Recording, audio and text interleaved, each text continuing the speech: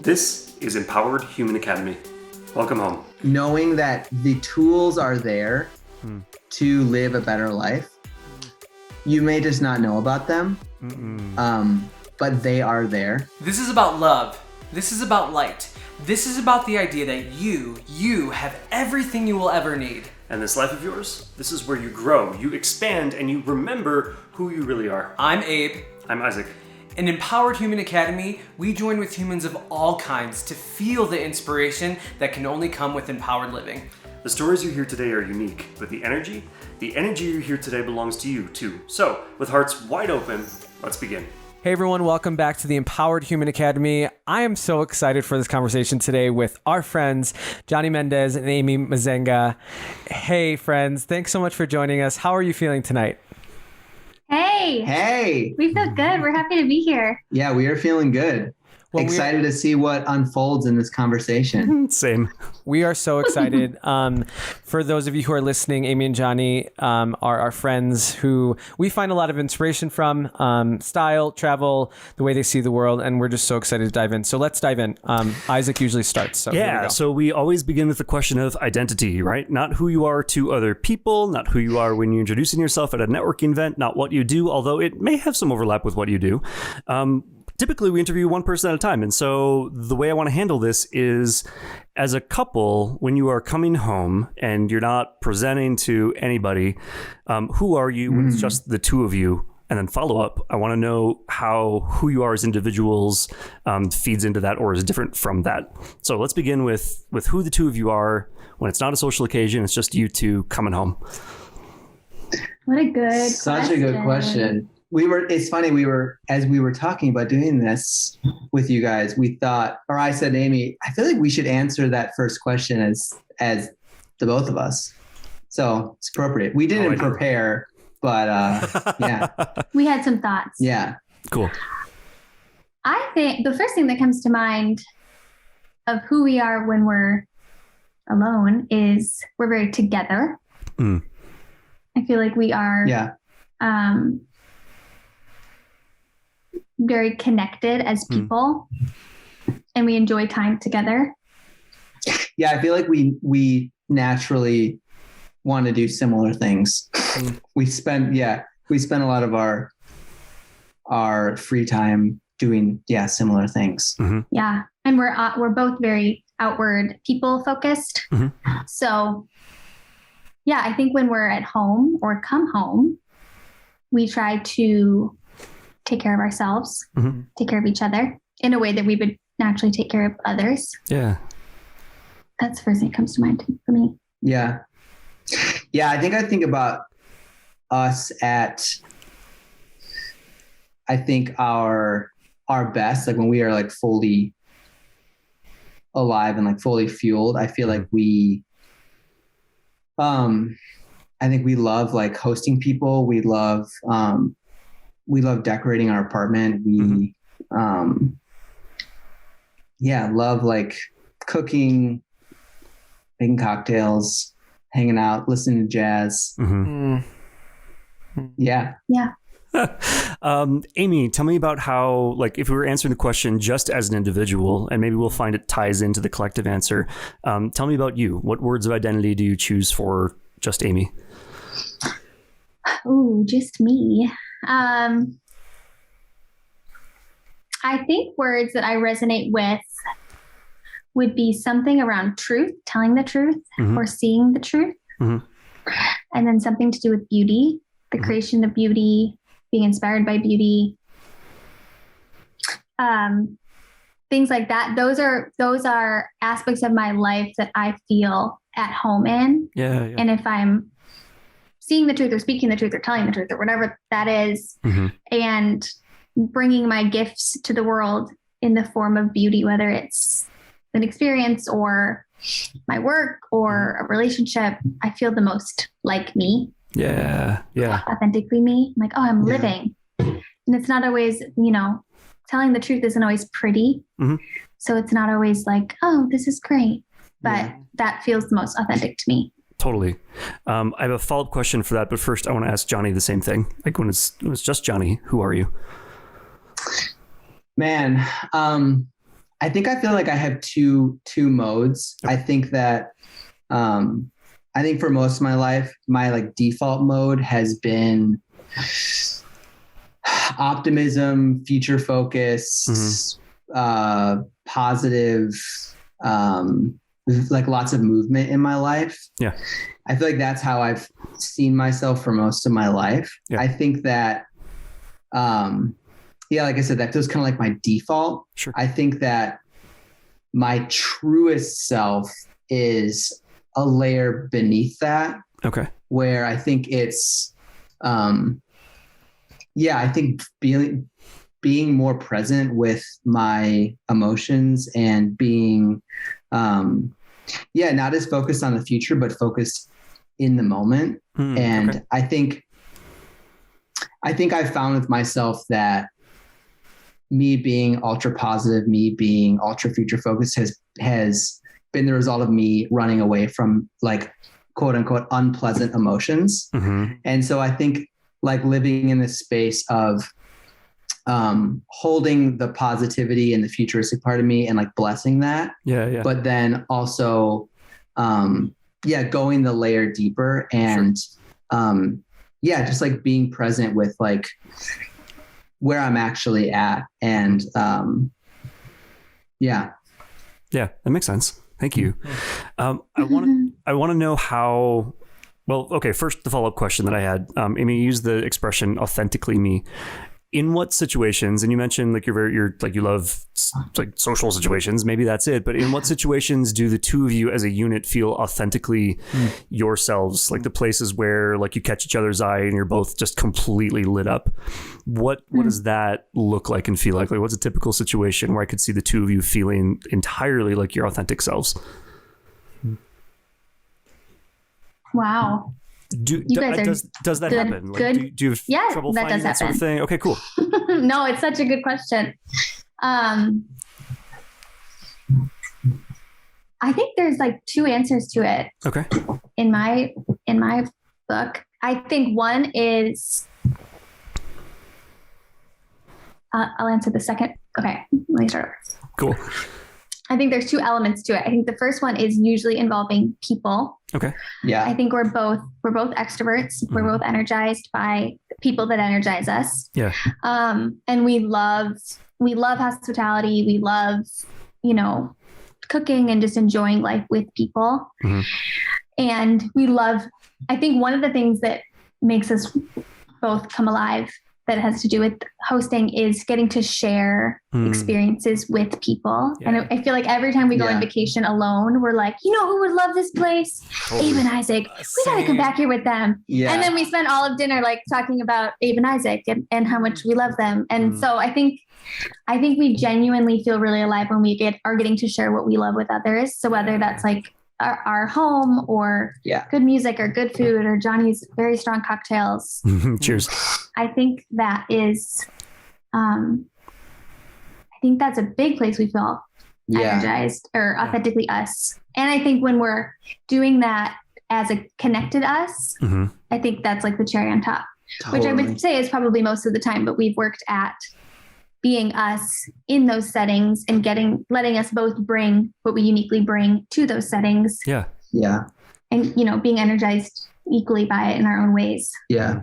Yeah. I feel like we both, we get so energized by like hosting, designing a space, cooking a meal, making drinks. And I think that, it's great for us. And it's so fun for us to create those experiences. But like Aimée said, we often go to a restaurant, go on a trip, make a meal, and we're like, oh, we got to make this for whoever. And I think that's where it feels like our love for those things like really comes alive. And it feels like, oh, this feels like why we love this. Like we're supposed to love this because we're supposed to share it and we're supposed to bring people around this thing that we love. And I think for us, we found that, I think it helps people. I think it makes people happy. And I think it makes people,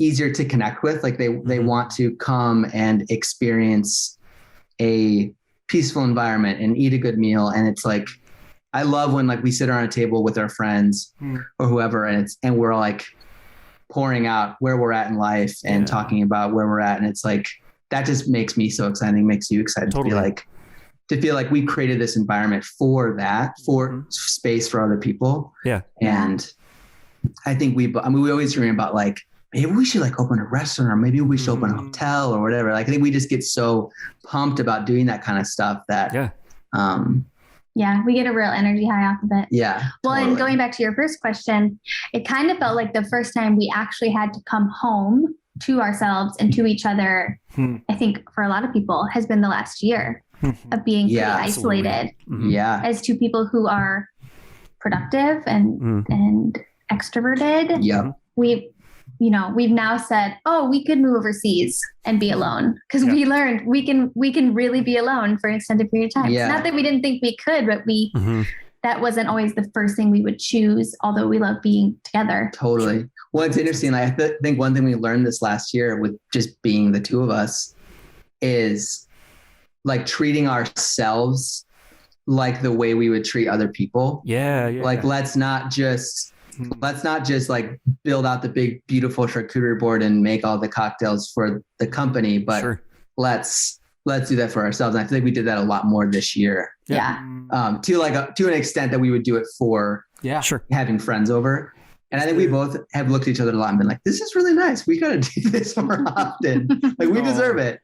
Totally. Yeah. That's lovely. Is there an element of sharing still in that, if it's you doing it for yourselves, or does it become just about the enjoyment? like the design craft experience? Like, I know the two, like, I have more questions that I want to ask about design, but is the designing of an experience for yourselves, does it still retain any element of sharing, like with each other perhaps, or is it all about like, let's exercise our ability to create art?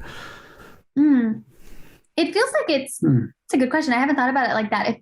It does feel like it's very much sharing. It's very much like, oh my gosh, taste this. We did a lot of in quarantine time, we did a lot of like homemade pasta. It made it a little bit feel more special. Yeah. Not like your average day.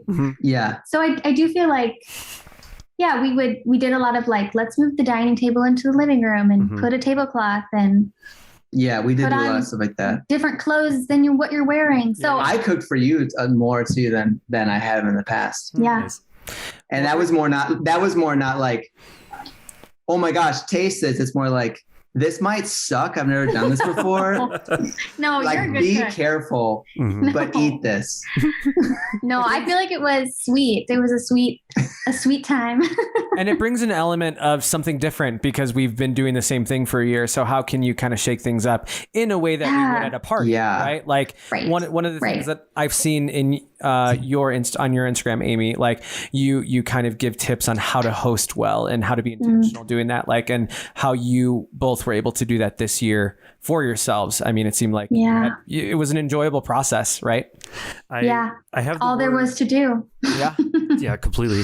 I have the word special written down with a big box around it that I just wrote down because of the way you just used it. Aimee, I think it was you who said this, like, let's figure out how to make this special. And I feel like in the way that I've seen you two carry yourselves throughout life in the years that we've known you, I feel like you're constantly thinking about how to make this special, right? Like the moment, whatever it is, and using whatever tools you have at hand, whether that's like florals or furniture or the questions that we're asking around the table. Sure. That sort of thing. Am I on track? Is that important to you? Well, let's first start there. Does that resonate? Yes. Yeah. Yeah. That's my word. And special / meaningful. Yeah. Special / meaningful. Was that a thing that you immediately knew you shared, or how did you develop like this interaction that the two of you have? Because I see you going at it together. And it looks effortless in a lot of ways. Yeah, it does feel like something we definitely share. It's a good question. Well, that's a good question. I'm going to say everything's a good question. I would say I'm a little bit more of the like particular special person. Yeah. I mean, this is kind of a loaded, I feel like it's kind of a loaded question. Is it? Oh, say more. Well, it's not intended to be. No, it's good. Thanks for bringing it up, Isaac. We can edit this out. I feel like go ahead. I feel like I have more of a. I think you have this, but I think in this scenario we're talking to, I'm more of the like specific. Okay. I could be more rigid about what I'm looking for. When I'm looking something to be like, and I do think that beautiful things are often specific or special or meaningful. Sure.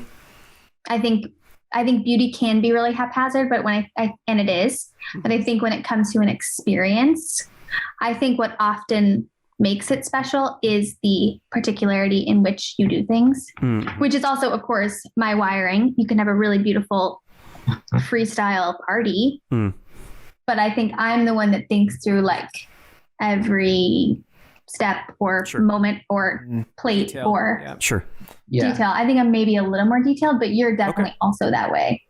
Mm-hmm. Yeah. I know that you both have a strong relationship to craft. Maybe that's the thing that you maybe have more of in common. But Jonny, I'm curious about how, like, as somebody who also has like strong aesthetic sensibilities, and given the fact that you two like make wonderful things together, I'm curious about how these interact. And yeah, like this is relationships, right? Like nobody holds exactly 50% of any equation. It makes sense that, Aimée, you'd have more of a sense for the particular and the specific here. But I see y'all creating experiences together for yourself in quarantine and also for everyone who brings them to your home. How do you interact in the construction of an experience? It's definitely been it's been a learning experience. I think like any collaboration. Yeah. In marriage it's a learning experience as you go. I think like we like to have people over, and I feel like remember there was a point in which we married like 5 years, almost 6. And I think there was probably a point in time, probably 2.5 years in, where I remember looking at Aimée. It was like right before someone was about to like walk through the door, and we were like cooking dinner, drinks, appetizers, dessert, all the, and we're looking at her. It was like 5 minutes where they were supposed to get there, and like everything was set up. We were good to go. And we're being like, whoa, we did it. And like, no one freaked out. No one like got mad at the other person. Like, and it's like, we're good to go. Like, we're good to go. I think like, it's definitely, it's been a process of figuring out like, I mean, it's like, I think to us, it's like art. So you have to find your style. You have to find your creative process. You have to find your flow, all that stuff, your groove, what's inspiring. When you're not inspired, how do you move forward?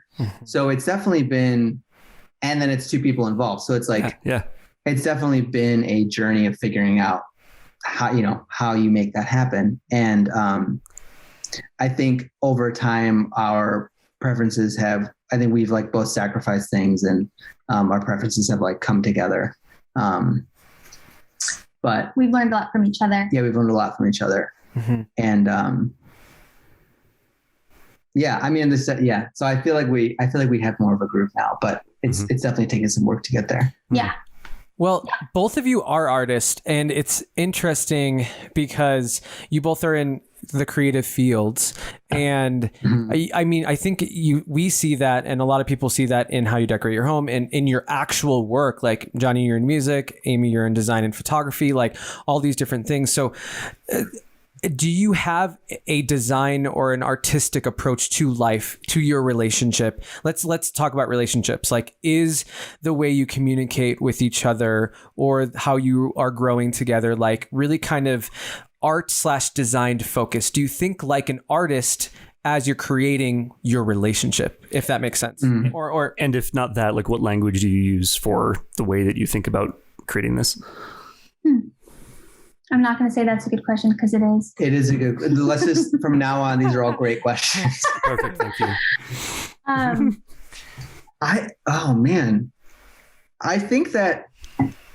I think for us, I don't think I've specifically drawn like parallels between those two. Okay, yeah. But I think that at its core, like our relationship is I think, primarily been focused on just like connection, and connection meaning like really understanding and embodying like what the other person sees and feels. I heard someone describe it as like healthy codependence, where you just like, you just like get your partner, understand like why they do the things they do. And I think for us, that's been huge. We're like very strong believers in therapy, and couples going to therapy. Like it's been like a huge help for us. And we've had a therapist early on that we had seen forever, like really like help us understand this. Like we don't bring all these issues or not all these issues, but we would bring these things that we were struggling with, and him just always driving home like classic therapy question, like, well, how do you feel? How do you feel? How do you feel? How do you feel? And then like getting us to express that in front of each other was just like huge and just so helpful. I feel like in the moments we didn't really understand what he was doing. But I think that was just like really good foundation for us. And I think still now today is really what I think we focus on the most, is like, how is the other person doing? How are they responding? And I think over time you start to, just develop an understanding for the other person. Sure.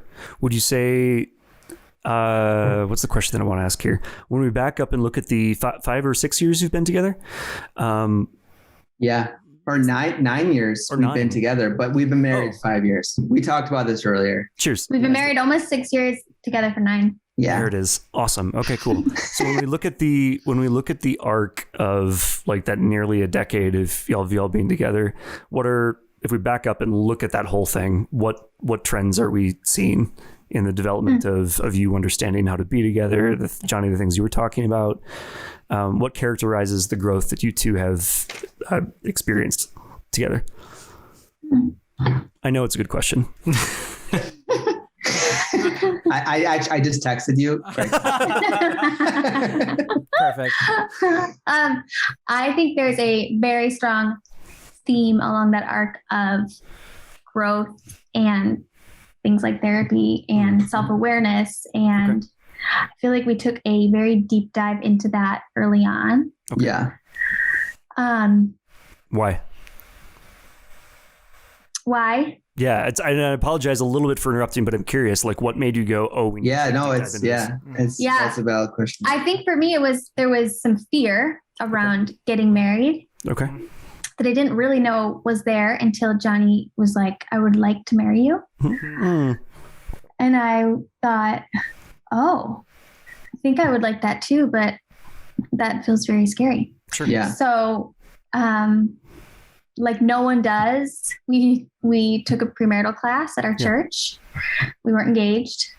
There was no plans of engagement. And then from there, we identified.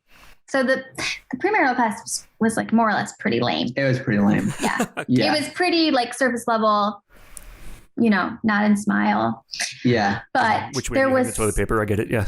Yeah. Okay. Yeah, under whatever. Exactly. Yeah. So there was something that came up it was like a 6-week course. So at one of the weeks, something came up regarding conflict that sparked something in us of, oh, I think there's something there to talk about, actually, more. Yeah. There's more there. And the class ended, and I ended up meeting this therapist who I loved. And I called her probably 3 months later and was like, I want to do premarital with my boyfriend. Do you do that? She's like, oh, my husband does that. So we went to see her husband, who became our therapist for about 6 years. Oh, wow. Yeah. So we did about 2 years of therapy before we were ever married. Okay. Okay.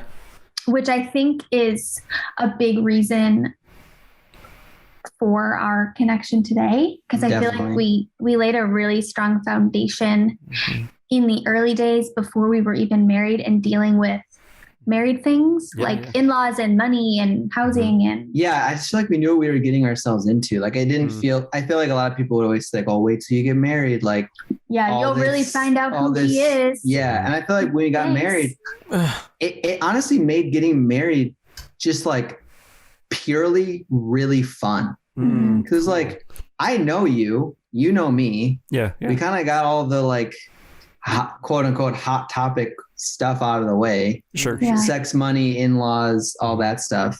And it was kind of Big like, three. I'm just pumped to be married to you. And we Yeah. can just like, Yeah. Well, and we did, then we got married and then we didn't stop going to therapy. So Yeah. every week we'd have this check-in and every week we'd have this dialogue around. yeah. Some weeks you felt like nothing was going on and other weeks you were like busting in the door, Yeah. you know, trying to stay later. And it was awesome because, yeah, there would be weeks where you walk into therapy and be like, we don't have this like blazing issue we need to hash out. Yeah. But through just a solid hour of sitting in a room, talking, and having someone kind of like coach you along and like guide you along these questions and kind of draw you out was so good. Because we would always say like, man, we wouldn't just sit at home on a Wednesday night on the couch and talk about, Right. you know, This thing. yeah, like things in your childhood or the way you reacted when I said X, Y, and Z. Like that just wasn't in our vocabulary yet. Sure. Mhm. And it was just such good concentrated time to just open up, connect. And yeah, that was huge. Yeah. That was huge. And yeah. What's in your vocabulary now as a couple that you have found really impactful in a positive way that you've learned through therapy? Vocabulary as in, say more. It could be like a language that, you know, it's like, hey, this offended me, or if it's like a pattern that you've really found useful in fighting or in disagreements or even in moments of joy.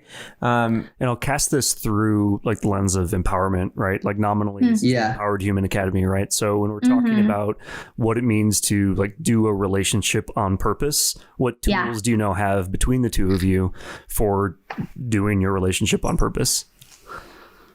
Yeah. I have one that comes to mind that I just read this marriage book. It was called Reconnect. I was like, I'm going to forget the name. Great book. No, it's a great book though. But I just read it and it gave language to some of the things we've been doing over the past few years without like super concrete language. But one of the things that he brought up was this process he calls the when-then method, which is when you want to tell your partner, essentially when there's conflict and you need to communicate to your partner that what they're doing is driving you insane. Yeah.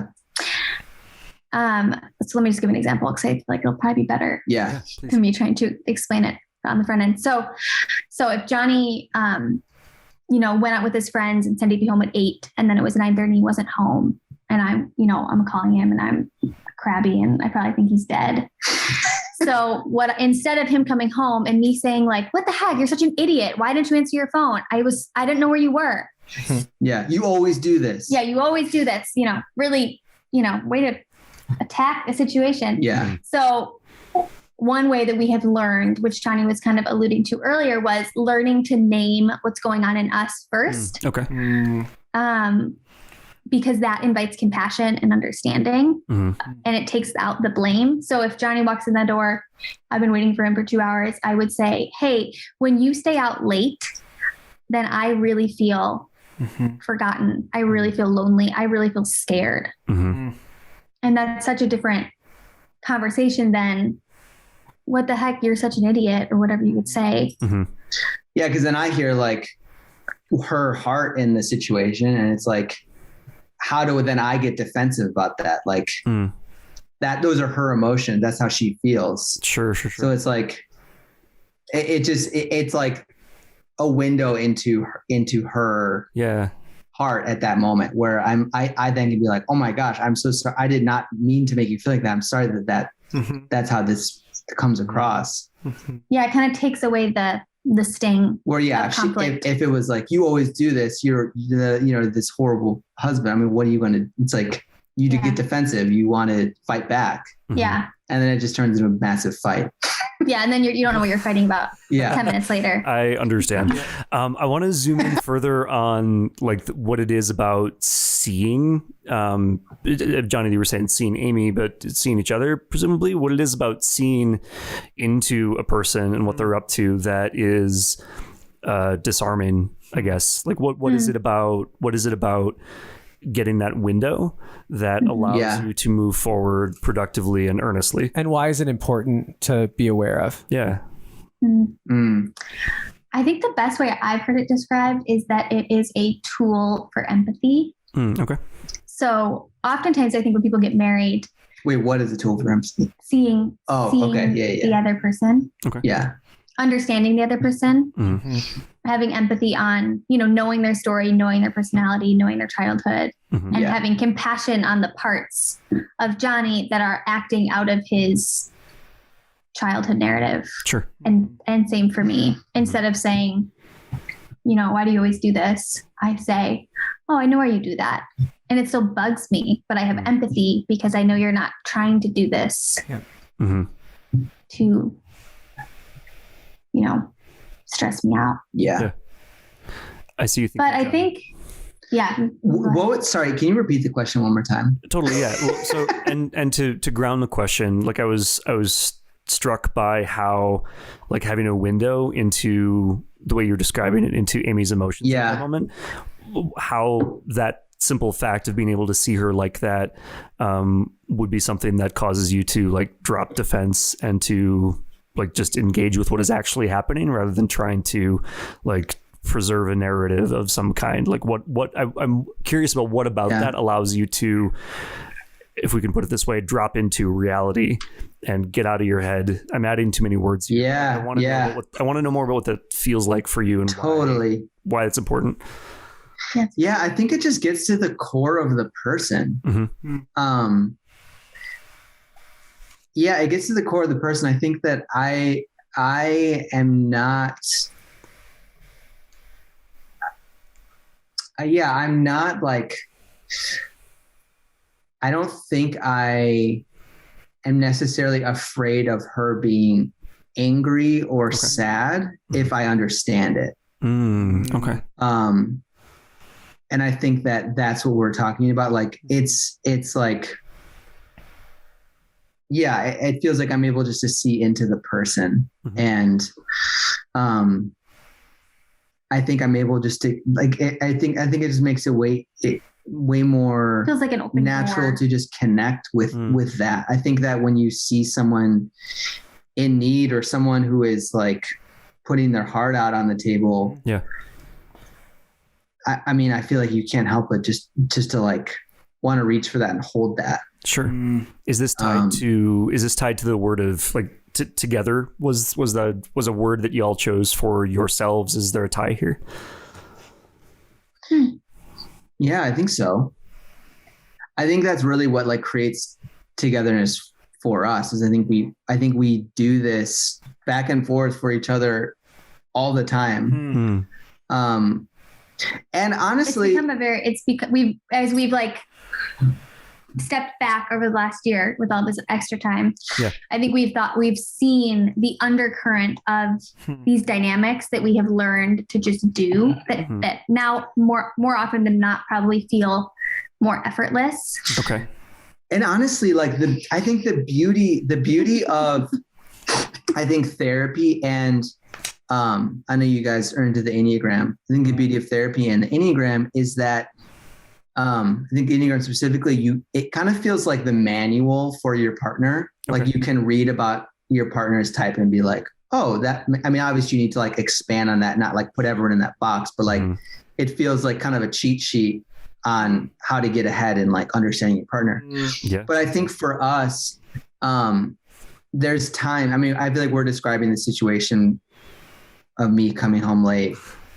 It's like, I feel like This isn't a real we described situation. it very we described it well, I feel like, and it's like that's like the ideal scenario where it's like, hey, you did this, I felt this way, and then I'm like, oh my gosh, I'm so sorry. Then we hug, and it's like make love all night, and we're great. But I think what happens a lot is, Aimee will be in a bad mood or be crabby or be upset. Never. And I know it's rare. It's rare. No, but she'll get pissed at me about something.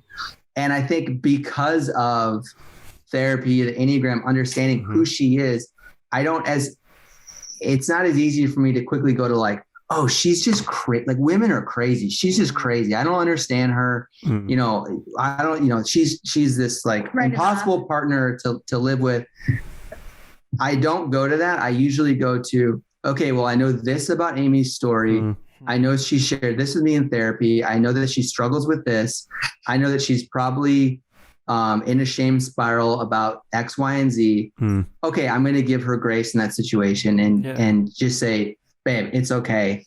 Like we'll figure it out. You know what I mean? Yeah. Because I know her. I know what's going on inside her. And I think she would say the same thing for me. Like when I'm a jerk to her, I think she can a lot of times understand like he's just really scared right now that he's feeling insecure. And I think that's what's so amazing about therapy and the Enneagram or Myers-Briggs or whatever whatever your taste is. But and I think like a lot of times like the invitation to become self-aware individually and collectively, it helps with fights, it helps with growth, it helps with like new adventures because how many people before they get married dig into their childhood and dig into like triggers that will eventually catch up to them if they don't do anything about it, right? So I think this is reminding, I mean, we've done this for years together as well. Like, who are you? And who are you right now, but who have you been? So I know what I'm working with, because a lot of couples, they're just like, oh, who are you right now? I really like you. But it's like, no, like, what were you thinking when you were 7? What were you thinking? Were you bullied in high school? What was your development like? And I think I think it's important to point this out for each other and our listeners that like, if you haven't gotten to know your partner and who they have been and things that, because we, as Enneagram has taught us, like we have, a lot of who we are today is based on our childhood and based how we grew up. So how do we kind of collectively navigate who we are now and who we are in our past, and not necessarily hyper focus on the past. We don't like live in the past, of course, but it'll invite us to better understand one another, to then have it be less loaded. It like the conversations are just eventually less loaded. I mean, that's what I've been receiving from y'all. And of course, like no couple's perfect, but I think it's really powerful because it kind of loads you with tools to then navigate versus saying, oh, they're crazy or, oh, F them. It's actually I have a tender space for you because I know that this has been a struggle for a long time, whether it be about sex, whether it be about hosting, like I mean, it kind of travels it in all different ways, I don't know. That was just a random thought I was thinking about. No, you're spot on. It's totally spot on. And I think it's also about, I'll add to your sentiment, Abe, of where are you going and who are you becoming and who do you want to be and who are we becoming? And, getting to like edify each other and cheer each other on and, it's like believing in the other person and believing in yourself too. And being ready I was talking to a client about this today. Like if Jonny isn't ready for something, why he's not ready, whether it be because of his Enneagram or historical experiences, you have a lot more patience for that. Even if it's frustrating, you're like, oh, they might not be in their journey yet. Part of their journey yet. And it takes a lot of understanding to know that. Yeah, totally. Well, the obvious question is, where are you going in the abstract or in the specific, right? Like where is your relationship headed? Where, I mean, we can talk about your specific plans next, I suppose, but to reuse the word undercurrents, that Aimee, that you brought forward, because I was struck by that, and that's also my little notebook of circled words. If we're minding the undercurrents of like what's up with you two, where are you going? Mm-hmm. Oh man. I think relationally, because that's the topic we're on. Mm-hmm. I think we want to continue going in the way we're going. Cheers. And continue looking at each other, looking at ourselves, looking at the situations around us. I feel like this last year with the pandemic and life getting turned upside down was a very keen view into marriage. Yeah. And I think for a lot of people, the view wasn't pleasant. Yeah. And we have had a lot of friends have relationships crumble. So I think we have looked at each other over and over again over the last few years and said, we have to keep working at this. We have to be intentional. Yeah. And we're no longer in weekly therapy, consistently as a couple. Mm-hmm. We do some individual and, hybrid now, but I think we want to continue to be people that are intentional with each other. Yeah. Because it's really easy to be passive and work and watch movies and go out to dinner and fill our home with friends. And then at the end of the night, look at each other and say, oh, where are you? We haven't slowed down. We haven't connected. Yeah. And I think that the forces at play are very much against relationship in a lot of ways, and against connection. And there's so much vying for our attention. Yeah, that's true. So, yeah. Yeah, I feel like the last couple months or last couple weeks, I think we've really like leaned into each other. Yeah. Okay. And said like, we have to keep working at this. Yeah. Like I think what we have right now is great, but let's keep trucking. Mm-hmm. Yeah. Let's keep going to therapy. Let's keep reading books. Let's keep asking each other really good questions. Let's keep exploring ourselves and internally. Like I think this last year, I feel like for me, I've like dove into a lot of stuff personally in my life. And I think that it's been really hard, but really amazing at the same time, just discovering things about myself, and just feeling very empowered as a person. And then I think like seeing that then affect, I think me being empowered as an individual, then bringing specific issues or conversations to then our relationship, then I think has helped us together also grow to something better. Yeah. So yeah, I think we've watched, a theme we've seen in the last, in the last few years of our relationship is feels like when we start to confront those things in the past or those patterns or those family behaviors or, stories in our head, I feel like we have felt this like actual freedom, like this like unlocking of each other. Like, whoa, I feel more alive than I did because I feel less enslaved to my past. The word that kept on coming into my head when you both were talking was like aliveness in your relationship. Like it's not just this stagnant kind of it's not a structure that you just happen to live in. Or it's not flatlined. It's not like I'm walking like a zombie into my relationship. It's like we are actively engaged with ourselves and each other. Yeah. Yeah. What is your, okay. So Jonny, because you brought up empowerment, which thank you. That is what this podcast is about. Yeah. Talk to me that about. Was a plug. I just want to plug empowerment. Thank you. Go get some at Target. Go get some at Target for $9.99. So okay, but when you're tell me about getting your own empowerment and how that feeds into your relationship. Like how for a couple that is so together. Yeah. How do you think about your own individual empowerment as it relates to, I guess, just to yourself, but also how does that connect to your relationship? And to piggyback off of that question, how as a man, because you are very vulnerable in like even sharing your emotions with Aimée and all these different things. Like I it's really inspiring because I mean, not to generalize men, but like it's harder for men to like express their emotions a lot of times. The Western standard of men. Yep. So like, how does that tie into your empowerment? What is that like being a man who expresses his emotions too? Yeah. All that. Yeah, it's good. Yeah. If you can answer all of that in 5 words or less. Yeah. Thank you.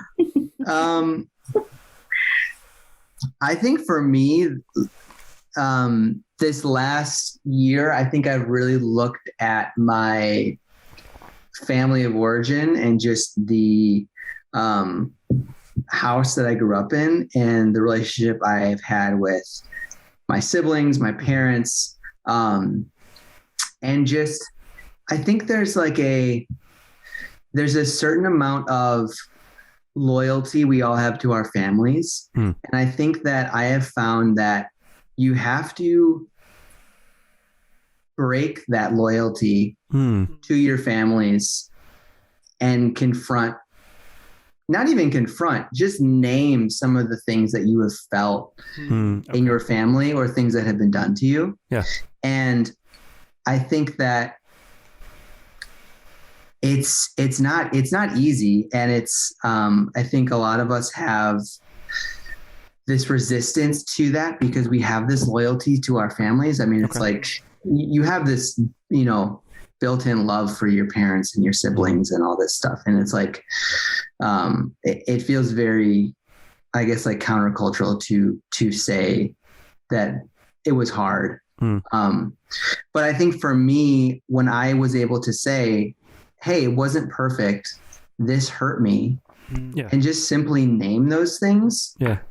And just stand up for myself and stand up for, I'm 30 now, but stand up for like 7-year-old Johnny, like the little guy, like when I'm able to name like, hey, that wasn't good for him. That wasn't good for, me as a child. Advocate for yourself. Yeah. Like I feel like once I've been able to name those things, I have like what Aimée was saying, like I literally felt like this weight come off my shoulders and felt this freedom. Yeah. I mean, literally this last year, I was able to like name a lot of this stuff and confront some of this stuff. And I like the next week I was like, I want to work out. I want to get in shape. Wow. I want to figure out my finances. I want to fascinating. Like, we got to start saving. We got like all these things that I kind of thought, hey, I'm just not really much of a saver. I don't really like going to the gym. Like, like it was always like, that's just who I am. But like always like feeling like I wanted that, but I never knew how to get it. Okay. And even my relationships, just feeling like, oh my gosh, I feel like so much new energy for new life. And that's been, I mean, literally it feels like taking off this like weighted vest or something and walking into something new.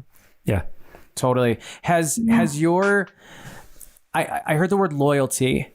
Has your definition of loyalty changed now because you've kind of, maybe you're loyal to, and this is maybe projecting, but is your loyalty to Aimée now to say the truth? Is that what loyal means now? Because when I think of loyal, I think of true and I think of authentic versus loyal. Maybe in your capacity was, having to cover up just to kind of keep it at equal, quote unquote, equilibrium, if you will. Even if it really wasn't. Has that changed your perspective on what it means to be truly loyal, or even, in relationship? Yeah, it's interesting. I think I've always felt very loyal to you. And I think when we got married, I think I felt very much like the weight of, I am now getting married and I am leaving my family and I am like, marrying this woman. Yeah. I mean, obviously it didn't all happen then. Like, I think that you leave your family throughout your entire life. But yeah, I think I've always felt like a loyalty towards you. I think since we got married. And I'm meaning in emotion, like loyalty and like not like, oh, I'm having feelings for other person, but loyalty and sharing your truth.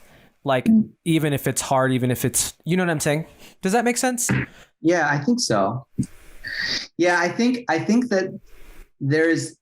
think the loyalty thing is, I think for me, it has been a lot of, so I guess I said loyalty more. I know that's a lot of people's experience with their families. I think for me, it's been more an uncovering and maybe a unconscious loyalty to my family. Okay. Or a loyalty to your story, a loyalty to your narrative. It's your experience. I think it's less. I think what you're trying to say. No, yeah. I think less of like I'm loyal to my parents, or I'm just loyal to my experience because that's all I know. So it's the undercurrent in me that Jonny last year has been like, nope, back it up. Yeah. I'm going to name these things and I'm going to cut these things off. So making sure and break the loyalty to the narrative in which I'm living. Yeah. Which does totally include parents. That does feel very, that feels spot on. Yeah. I don't know. Is that helpful? Yeah. And when we break mic drop, when we break the loyalty to something that isn't truly like what we want, like you've been doing with your emotions in this past year, like how beautiful that you've been able to do so much more because the weight was lifted off. That's really powerful. Yeah, that's really cool. And that concept is fascinating. The idea that like my relationship with a person, just the difference between loyalty to this person and my loyalty to what this relationship has been or what has characterized it. And the idea that you can change the nature of the relationship while still keeping the connection, that like the freedom to redefine what it is to be connected. Like that's super interesting. Yeah. There's a lot that I want to dig into right there. And also I really want to know about, Aimée, how empowerment feels for you also. So like same question that we asked earlier, like what is as an individual, your empowerment feel like? Optionally tie it into the way that y'all work together. What's your relationship to your own individual empowerment? Well, I think it's similar to what Jonny's experiencing in the way I engage empowerment. Yeah. I think it's very much looking at what has been. Yeah. Because I think that the past, unless it's confronted, will just predict your future. Sure. Yeah. So I think it's been similar. And I think it's been at times painful to confront things that need to be confronted in order to keep going or in order to become who I'm supposed to become. There's this quote I love that I feel like kind of embodies what we're talking about, but it says, what helped you in the morning of life will kill and restrict you in the afternoon of life. Oh, dang. Which is like, wow. Yeah. That is how this works. You know, as children, it's where the Enneagram comes from. As children, those numbers were how we survived. Yeah. Whether or not it was a actually traumatic experience or not as a child. Yeah. The way you coped in your family, the way you existed, the way you showed up was through that number. And that number was keeping you safe, you know, or that, you know, the characteristics of the number, not to be so boxy. Sure. So I think I have felt most empowered when I start to like take off that number 2 characteristics and say, she's a 2. I'm a 2. Yeah. Cool. I think when I can think of the Enneagram as being an unveiling of who I actually am and getting closer to my true self and getting farther from that little girl that was just trying to, you know, be nice and make people happy and make sure everyone liked me. Whatever it was. I think it's been a similar journey of shedding those layers or tendencies or relationships or patterns. And I think for me, it's been a couple of years of confronting unhealthy patterns or relationships or you name it. And then still experiences happen and I feel my body go, oh, alert, you've been here. you know, you've been in this place. Totally. Yeah. So it feels like a process. Yeah. And doing something But it feels, about it, right? Sorry to interrupt. Yeah. And doing Yeah. something with it based on, you know, your past lived experiences and also you remembering what works in that situation. right. Yeah. Right. Totally. Right. Yeah. Yeah. And kind of, you know, healing yourself. Mm-hmm. And I think that's where I think our relationship has felt very empowering, because it feels like Jonny holds that space for me Yeah. and calls out what's good and what's bad and what needs to be sharpened and what is, oh, you did that thing. You know, can I tell you about how you showed up in that room? Mm-hmm. You know, that's not the you that I know you are. That's not the you that I know you want to be. Yeah. So that was Checking very in. empowering. Yeah. Yeah. Yeah. It's a mirror, you know, marriage is just looking in a mirror that always tells you the truth. Well, you stepped into the direction that I think that I was going to ask about next, which is like, how do y'all relate to each other's empowerment without adding more words to it than that? Question for the group. How do you relate to each other's empowerment? Aimée, you already began to answer that. Jonny, maybe take a stab at it.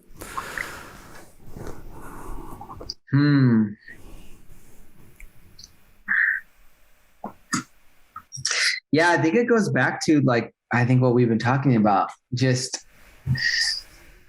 understanding like when I understand who Aimée is and who she's becoming and what has gone into making her who she is today, I think it just gives me so much empathy and excitement and just like clear perspective on like who she is. And yeah, I think it just helps me be like just a better partner to her. Whether it's her relating in a friendship, whether it's her running her business. I think, just like knowing what has gone on behind the scenes, I think is just huge. Yeah. And where we both want to go. Yeah. Individually and together. Yeah. I heard this story once from an author. She was talking about marriage, and she described it in this cute way that I always, for whatever reason, come back to, which was her saying, you know, hopefully in this life we have one marriage partner. If that's what's supposed to be for us, you know, that would be what I would hope for with Jonny. And kind of this idea around like, you are that person's person for life. You are it. You are the only husband or wife that they will ever have, Lord willing. And like, what a like exquisite opportunity to love someone, you know, like that Jonny, you know, Jonny does not, I feel like the love a spouse or a partner can give is so powerful. Yeah. And I don't think there's anything else like it out there when it's done well. Yeah. It's weird. It's like, I think there's moments in marriage or partnership or whatever, where like you get this front row seat to the other person. And I think there's moments where you're like, what am I witnessing right now? Like, this is just crazy. Like, but then also to flip it, be like, wait, this is crazy that you're here being you and I'm the only one here. Like, and it's going to be like this for a while. like I think that's really cool to think like, whoa, like this. Yeah. I'm your person. You're my person. No one else is walking in here. We better do this well, you know, kind of like Go ahead. Well, going back to what you were saying, like, let's make the freaking charcuterie board for ourselves because totally, it's beautiful. Get out the good salami. Totally. And how can we do that in the intimate moments where we're looking like bogus as heck, but like really find that intimate moment really beautiful? We're kind of we're wrapping up on time. I have a couple more questions. Number one, if you could encourage people and share kind of some top ingredients of course, this is very general, and we know that everyone's experience is very different, but some general ingredients to a really healthy marriage. What would some ingredients be? This is like, I think a lot of people would say that this is not important and very surfacey, but I think it's really, really important. But I think you got to have fun. Play. Yeah, you gotta have fun together. I think it does so much more than you realize. Yeah. I think we make each other laugh a lot, and we I think when we do, I always leave those moments being like, yeah, it just feels really good. Yeah. It just feels really good to laugh with each other, laugh at each other, have fun. Yeah. And that obviously looks different for everybody, but it goes so far, because I think a lot of we heard somewhere someone said that you should find opportunities to tell the story when you met your partner a lot, because it brings you back to this like joy and this lightness and this fun. And I think when you meet someone new and you're dating a new person, it's, of course it's fun. It's you're excited and all these things. But I think when you laugh together, I think it really brings you back to that time. Yeah. This book I just finished reading about marriage called Reconnect by Steve Call. He talks about elements that make a good relationship, like what you're asking, Abe. And one of his elements is play, which is what Jonny's talking about. And what he describes play as an activity that is enjoyable for both partners. So it could be like taking a walk or having a glass of wine or laughing your butts off. But I thought, I read it and thought, oh, that is like so under, advertised. It feels so important. I think especially this last year when there hasn't been a lot of like thrills that we've experienced in life. Yeah, sure. But then just, I don't know. Yeah. Laughing about something stupid in your apartment with your partner. Yeah. Has been really great. When there was this, I sent this photo to you, but there was this photo of this Hollywood actress and philanthropist from the 1940s or something. And I sent this quote to you. It says, and this is their daughter talking way after they passed. Her daughter said, "When my parents entered a room, you couldn't take your eyes off of them. They made style look effortless. I think their secret was that they were having fun. They were in love and you could feel it." And that's like, when I think of y'all, I think of style and I think of fun and I think of like, just like you can feel the excitement of life. And that's really, really beautiful. Yeah. We tackled the question already of how empowerment feels. So we'll land on what is traditionally our final question. What do you two know for sure? I love Jonny. Hey. Oh, wow. What do we know for sure? We're alive. What do we know for sure? Wow. Going places. That's a good. We have specific callings and purpose in this life. What comes to mind for you? It's top of No, head. it's good. Yeah. No, it's good. And those are all true.